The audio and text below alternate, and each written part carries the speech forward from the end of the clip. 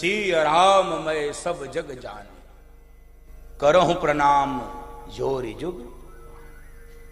बंधु माताओं, इसीलिए तत्ववेता जो महापुरुष होते हैं उनको सृष्टि के कण कण में ब्रह्म का दर्शन होता है। आपको एक छोटी सी कहानी सुनाऊं इसी बात की पुष्टि के लिए। सिद्धांत अलौकिक है लेकिन दृष्टांत मेरा लौकिक है, सांसारिक है। और कई बार अलौकिक सिद्धांत को समझाने के लिए लौकिक दृष्टांत देना पड़ता है, और कई बार अलौकिक सिद्धांत के लिए अलौकिक दृष्टांत भी उपलब्ध रहता है। ये संसार में सब कुछ परमात्मा का ही है। ये प्रथम चतुश्लोकी भागवत का प्रथम श्लोक इसी ब्रह्म तत्व की स्थापना कर रहा है। एक महात्मा यात्रा कर रहे थे, एक गली से निकल रहे थे तो गली में एक घर था, उस घर से आवाज आ रही थी और बड़ी विचित्र आवाज। महात्मा ने सुना तो रुक गए। आवाज क्या थी? बच्चों की आवाज आ रही थी, मैं हाथी खाऊंगा, मैं घोड़ा खाऊंगा, मैं शेर खाऊंगा। महात्मा ने सोचा, अरे बाप रे, ये घर है कि चिड़िया घर? ये हाथी घोड़ा इसमें कैसे रहता है? तो खिड़की खुली थी, महात्मा ने झांका, मुस्कुराते हुए बोध हो गया। बच्चों ने खेल खेल में इनको बोध करा दिया परमात्म तत्व का। महात्मा बताए, जान रहे हो बच्चे क्या खेल रहे थे? दिवाली के दिन में चीनी की मिठाई बनते हैं, वो हाथी भी उससे बनता है और घोड़ा भी बनता है। लेकिन वस्तुतः वो हाथी घोड़ा नहीं रहता, वस्तुतः क्या होता है? चीनी। वस्तुतः क्या होता है? चीनी। वो हाथी घोड़ा के रूप में दिखता है। ऐसे ही संसार में सब कुछ परमात्मा ही है, वो भेद से दिखते रहते हैं अलग अलग। लेकिन किसी सूझ वाले आंख ने पहचान क्या है, कण कण में जाके भगवान की, किसी सूझ वाले आँख ने पहचान ली, किसी सूझ वाले आँख ने पहचान ली। है कण कण में जाके भगवान की, किसी सूझ वाले आँख ने पहचान ली, किसी सूझ वाले आँख ने पहचान ली। तो जिसकी दृष्टि में सूक्ष्मता होती, दिव्यता होती, वो परमात्मा के ही विस्तार के रूप में इस सृष्टि को देखता है। तो ये प्रथम श्लोक है, तत्वतः सब एक है। और फिर भगवान की माया, प्रथम श्लोक में ब्रह्म, दूसरे श्लोक में माया, तीसरे श्लोक में जगत, और चौथे श्लोक में उस ब्रह्म स्वरूप की प्राप्ति। उस ब्रह्म की प्राप्ति कैसे होती है? अन्वय और व्यतिरेक के संबंध से। तो माया कैसी है? ऋतेर्थम यत् प्रतीयेत न प्रतीयेत चात्मने, तद विद्यादात्मनो मायाम यथा भासो यथा तमः। माया का स्वरूप कैसा है? माया का स्वरूप है जो सत्य है उसको छिपा देती है, और जो मिथ्या है उसको दिखा देगी। यही माया का काम है। जो सत्य है उसको छिपा देगी। इसी लोग कहते हैं कि इसकी आंख के सामने माया का पर्दा, माया का पर्दा। तो माया का काम है जो सत्य है उसको छिपा दे, जो झूठ है, जो मिथ्या है उसको प्रकट कर। और इसी परमात्मा की माया से ही हम सब यहां पर चक्कर काट रहे। सत्य को सत्य नहीं समझते और असत्य को ही सत्य समझ लेते। जैसे रात में कोई अचानक से बिस्तर से उतरे और उसको दिख, अरे तो सांप, और जब कमरे की लाइट जलाए तो सांप नहीं था, क्या था? रस्सी। तो जैसे रस्सी में सांप की प्रतीति होने लगती है, उसी तरीके से माया हम सबको, इस संसार को सत्य करा देती है और राम को झूठा करा देती है। बंदो माताओं, इसलिए माया बहुत विचित्र है। ये माया तेरी बहुत कठिन है राम, ये माया तेरी बहुत कठिन है राम, ये माया तेरी बहुत कठिन है राम, बहुत कठिन है राम, ये माया तेरी बहुत कठिन है राम, ये माया तेरी बहुत कठिन है राम।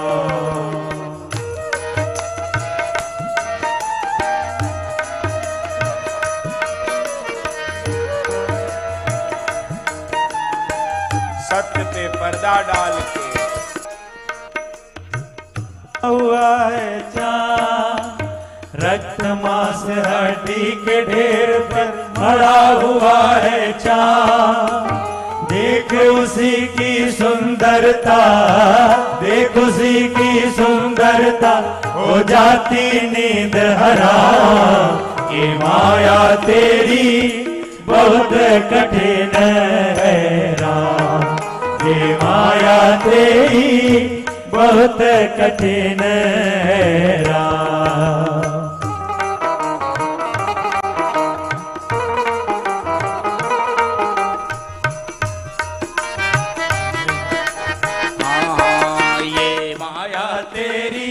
बहुत कठिन है राम, ये माया तेरी बहुत कठिन है राम, ये माया तेरी बहुत कठिन है राम,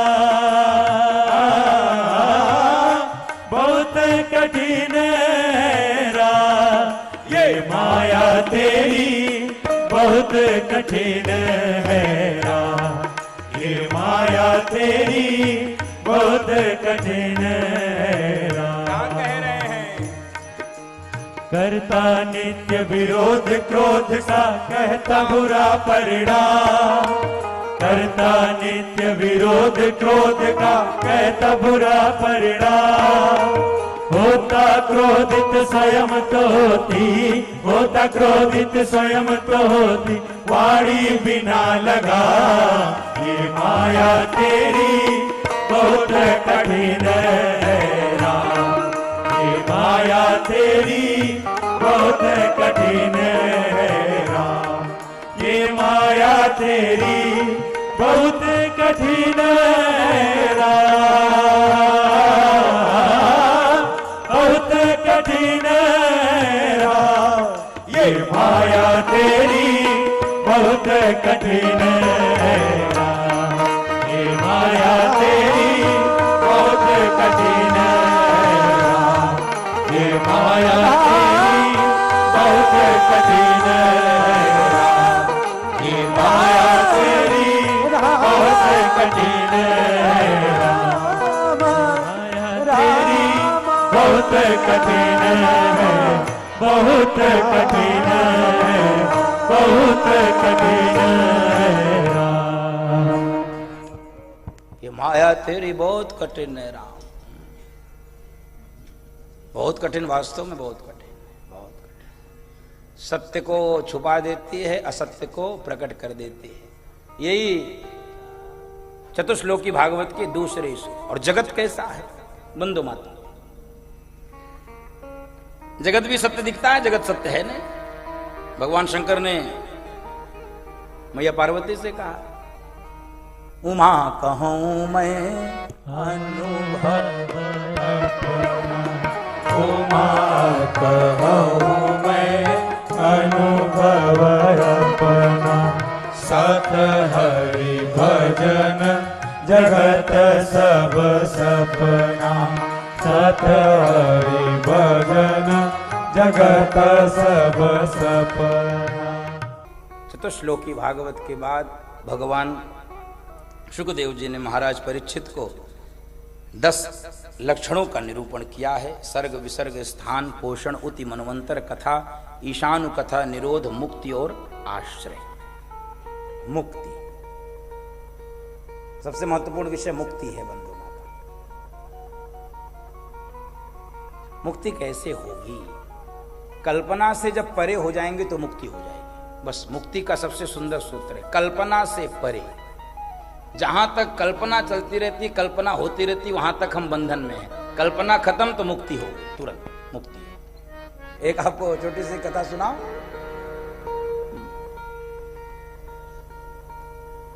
पूज्य स्वामी तेजोमयानंद जी सुनाते थे।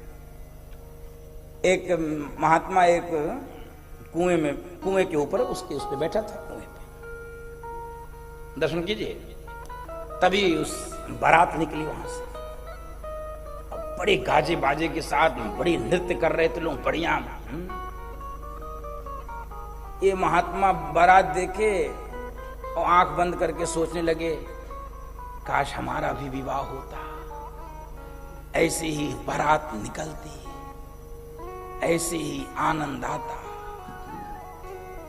और बंधु माताओं, सोचते सोचते कुएं में धड़ाम से, ये तो कहो पानी कम था तो थोड़ा किसी तरह बचा बुचा लिया गया। तो लोगों ने पूछा, महात्मा जी कुएं में कैसे गिर गए? ध्यान से सुनिए। महात्मा जी ने कहा, अरे भैया, हम वो विवाह की कल्पना कर रहे थे, बारात जाएगी, हमारी भी शादी होगी, ऐसा वैसा। तो लोगों ने कहा, अरे क्या इतना सोच रहे हो, कल शादी करके ही देख लो क्या होगा। कहे, कान पकड़ रहा, कल्पना की पत्नी ने तो कुएं में गिरा दिया। कल्पना की पत्नी ने कुएं में मिल गई तो तुरंत मुक्त हो गई, कल्पना समाप्त, मुक्ति मिली। ऐसे ही जितनी कल्पनाएं हम करते रहते हैं जगत की, उतना ही बंधन में रहते। कल्पना से परे मुक्ति है। और बंधु माताओं, इस प्रकार से दिव्य उपदेश सुखदेव महाराज राजन परीक्षित को कर रहे हैं। और आगे की कथा में क्रम आ जाए, उन्होंने पूछा कि हमको थोड़ा वो विदुर चरित्र सुना दीजिए, विदुर चरित्र सुना दीजिए।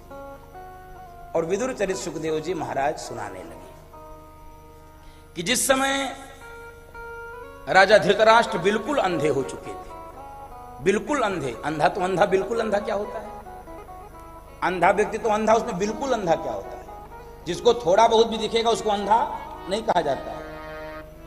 तो जब अंधा है तो पर्याप्त विशेषण है, उसमें एक और विशेषण जो बिल्कुल अंधे हो चुके थे, यानी बाहर की आंख तो फूटी थी, भीतर वाली इन्होंने खुद से फोड़ ली।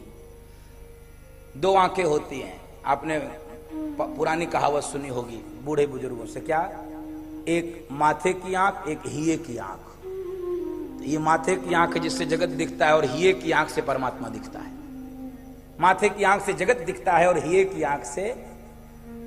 इसलिए हम जब बिहारी जी का दर्शन करने जाते हैं अथवा अयोध्या में रामलला सरकार का दर्शन करने, इस भाव से जाते, दर्शन करेंगे, और न जाने क्या होता है, जैसे ही दर्शन होता है आंख बंद हो जाती है, अपने से बंद हो जाती है, अपने से। सबकी दर्शन हुआ कि आंख बंद। क्यों? क्योंकि दर्शन तो यहां से। ये माथे की आंख तो संसार दिखाती है, हिये की आंख, इसलिए हिये की आंख नहीं फूटनी चाहिए। माथे की फूट जाए तो कोई बात नहीं। सूरदास जी की माथे की फूट गई थी, कौन अंधा कहेगा उनको? कौन सूरदास को अंधा कहेगा? सूरदास जी अंधे होते तो कहते अखिया हरि दर्शन को प्यासी। सूरदास जी का पद है अखिया हरि दर्शन को प्यासी। हम तो समझते हैं दर्शन आंख से होता है, जिसकी आंख फूटी वो कैसे कह रहा है देखो चाहत कमल नयन को, कैसे देखेंगे? इसलिए बंधु माताओं, हृदय की आंख में तो ज्ञान और वैराग्य, ऐसे दो आंखें होती हृदय की, जहां से भागवत की कथा प्रारंभ हुई है। इसको नहीं फोड़ना चाहिए, इसको नहीं फोड़ना, इसको नहीं। धृतराष्ट्र बिल्कुल अंधे हो चुके थे। विदुर जी महाराज बहुत समझाने का प्रयास करते थे धृतराष्ट्र। धर्मवेत्ता पुरुष को प्रयत्न करना चाहिए समझाने का, लेकिन बंधु माताओं एक बात कह दूं, 4, 6, 10 बार ही किसी को समझाना चाहिए। बहुत ज्यादा समझाने का प्रयास करोगे तो समय नष्ट होगा, ऊर्जा व्यर्थ होगी, क्योंकि उसने ठान लिया है मैं समझूंगा। जिसने ये ठान लिया उसके लिए न शास्त्र है, न उसके लिए आचार्य है, न उसके लिए कथा है, न उसके लिए उपदेश है, न उसके लिए प्रवचन है। सुभाषित में कहते हैं, यस्य नास्ति स्वयं प्रज्ञा शास्त्रम तस्य करोति किम लोचनाभ्याम विहीनस्य दर्पणः किम करिष्यति। जिसने तय कर लिया है कि हमको कुछ नहीं समझना है, बिना आंख वाले के लिए जैसे दर्पण होता है वैसे ही बिना प्रज्ञा वाले के लिए उपदेश होता है। जिसने अपनी प्रज्ञा का क्षरण कर लिया, नाश कर लिया। देखिए विदुर जी महाराज धर्मावतार हैं, दर्शन कीजिए। विदुर जी महाराज धर्मावतार हैं कौरव पक्ष में, और पांडव पक्ष में युधिष्ठिर जी धर्मावतार हैं। दोनों धर्मावतार हैं। पांडव पक्ष में धर्मराज युधिष्ठिर धर्मावतार, और कौरव पक्ष में विदुर जी। बंधु माताओं, जब दोनों पक्ष में धर्म है, दर्शन कीजिए, शास्त्र कहता है यो तो धर्म तो जय, जहां धर्म है वहां जय है। तो जब दोनों पक्ष में धर्म है तो पांडवों की जय क्यों हुई, कौरवों की पराजय क्यों हुई? ये प्रश्न है मन में। यदि धर्म जहां होती है वहां जय होती है, यतो धर्म ततो जय। तो जब दोनों पक्ष में धर्म है तो पांडव विजयी क्यों हुए, कौरव पराजित क्यों हुए? अंतर समझिए। दोनों पक्ष में धर्म है, लेकिन पांडवों के साथ सौभाग्य का धर्म है और कौरवों के साथ दुर्भाग्य का। कैसे? धर्म आपकी रक्षा कब करता है? जब धर्म की रक्षा आप करते हैं। सामान्य सबको सूत्र पता है, धर्मो रक्षति रक्षितः। धर्म उसकी रक्षा करता है जो धर्म की स्वयं रक्षा करते हैं। अंतर यह है दोनों पक्ष में धर्म का, कि जो पांडवों के पक्ष में धर्म है उसके अनुसार सब भाई चलते हैं, युधिष्ठिर के अनुसार सब भाई चलते हैं, यानी सब भाई धर्म का अनुसरण करते हैं। लेकिन कौरव पक्ष में जो धर्म है उसको सबके अनुसार चलना पड़ता है। जब धर्म को अपने अनुसार चलाएंगे तो पराजय होगी, और जब धर्म के अनुसार चलेंगे तो आपकी जय होती रहेगी। आपकी जय को कोई रोक नहीं सकता बंधु माताओं। इसलिए धर्म के साथ चलना पड़ता है। धर्म अपने अनुसार न चले। यद्यपि हम लोग ऐसी ही परिभाषा करते हैं, हम अपने अनुकूल धर्म को बना लेते, धर्म के अनुकूल नहीं होते हैं। हम लोग धर्म को अपने अनुकूल बना लेते हैं। अपने पांडव पक्ष में धर्म के अनुकूल लोग हो जाते हैं, कौरव पक्ष में विदुर जी महाराज को दुर्योधन आदि धृतराष्ट्र आदि के अनुसार चलना पड़ता है। मां जानकी की रक्षा क्यों हुई थी? मां जानकी की रक्षा क्यों हो पाई? क्योंकि उन्होंने धर्म की रक्षा की थी। हो सकता है आपको यह प्रसंग थोड़ा अटपटा लगे, लेकिन एक दृष्टि देने के लिए मैं केवल निवेदन कर रहा हूं। जानकी जी की रक्षा लंका में भी इसलिए हो पाई, भगवान इसलिए वहां पर पहुंच पाए, क्योंकि जानकी जी ने अपराध के समय भी धर्म का पालन किया था। जिस समय लक्ष्मण रेखा का उल्लंघन जानकी जी कर रही थी, वहां भी एक धर्म का पालन कर रही थी। कौन से धर्म का पालन? अतिथि देवो भव। एक धर्म का पालन हो रहा था। रावण अतिथि बनकर, साधु का वेश बनकर भिक्षाम दे, ये भारत की परंपरा है। और इस कारण से जब धर्म की रक्षा वहां पर जानकी जी कर रही थी, तो भगवान हर क्षण मां जानकी के साथ थे बंधु माता।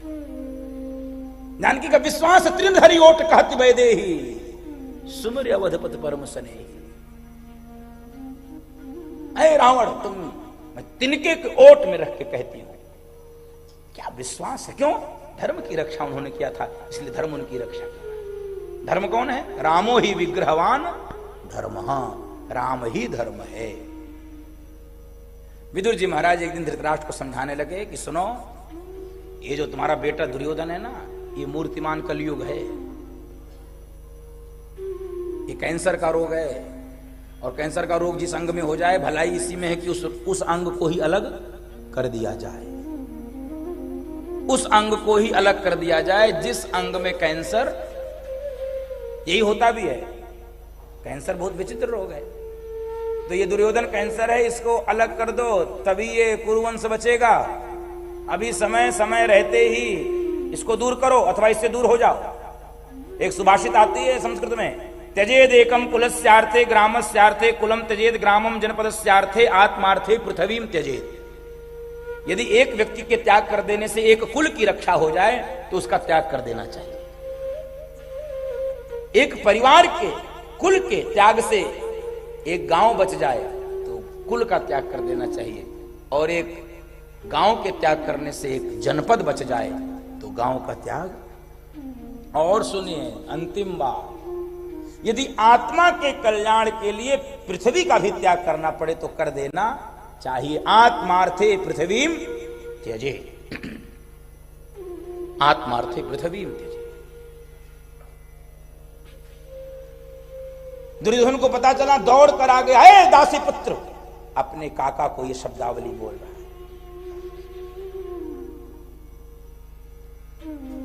मेरे अन्न पर तू पलता है, मेरी रोटी खाता है और मेरे बाप को मेरे ही विरोध में भड़का रहा है।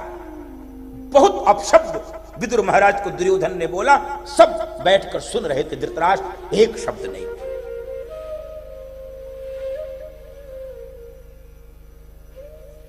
तो विचार किया विदुर जी ने कि सचिव का काम मीठा बोलना नहीं होता है। बंधु माताओं, सचिव वैद गुरु तीन जो प्रिय बोलहि भय, राज धर्म तन तीन कर हो ही बेग ही। सचिव का काम मीठा न बोलना।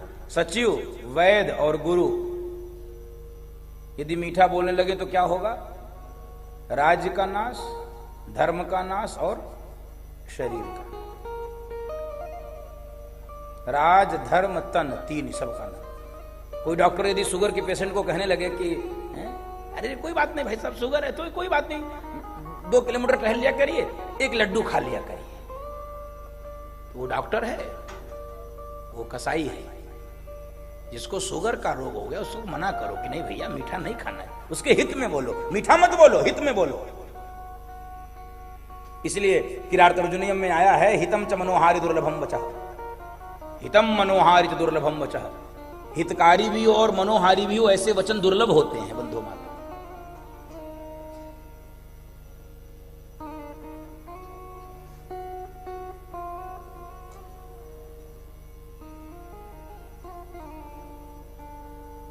और आज विदुर जी महाराज सदा सदा के लिए कौरवों को छोड़कर जा रहे हैं। और ऐसे नहीं गए, धनुष बाण भी छोड़कर चले गए। किसी ने पूछा धनुष बाण क्यों छोड़े? धनुष बाण इसलिए छोड़े क्योंकि कहीं मन में ये ना आ जाए कौरवों के कि चले गए पांडवों के साथ, लगता हमारे विरोध में युद्ध करेंगे, इसलिए शस्त्र छोड़ गए। और बंधु माताओं, आज केवल विदुर जी महाराज नहीं जा रहे हैं कौरवों को छोड़ के, कौरवों का पुण्य भी उनके साथ जा रहा है। जब तक साधु रहता है पापियों के साथ तो उनके पाप को भी दबा के रखता है। साधु रहता है दुष्टों के साथ तो दुष्ट भी बचे रहते हैं साधु की आड़ में।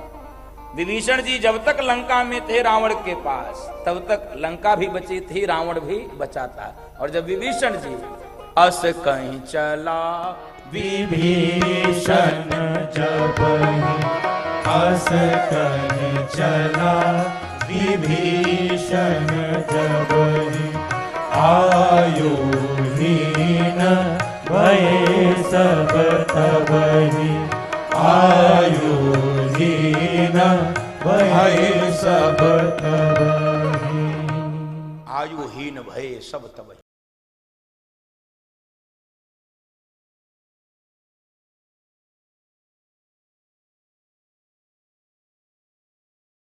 आनंद टीवी से जुड़ने के लिए आप हमें व्हाट्सएप करें 9277395752 पर।